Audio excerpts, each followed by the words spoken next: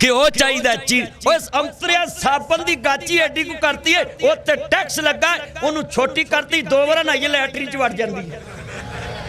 अल्लाह हुण बंदा वाशरूम च लैटरीन च साबन तो नहीं ना फड़दा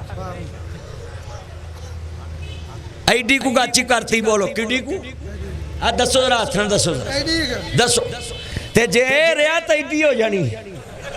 अल्लाह एक बार ही ना आया जाना इन्ना टैक्स हजे आंदे ने कौम टैक्स नहीं देंदी साबन ते टैक्स मिर्चा ते टैक्स सेवियां ते टैक्स गोलियां ते टैक्स सन ते टैक्स सरफ ते टैक्स शैम्पू ते टैक्स तेल ते टैक्स गोल ते टैक्स माल ते टैक्स हाजी ते टैक्स रोटी ते टैक्स हर शय ते टैक्स हजे आंदे अंतरे कौम टैक्स नहीं देंदी।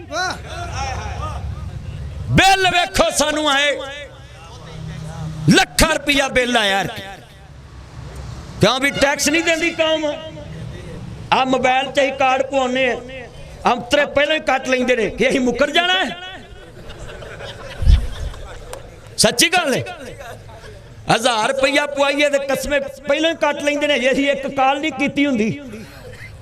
क्यों जी हो रहा कि नहीं हो रहा।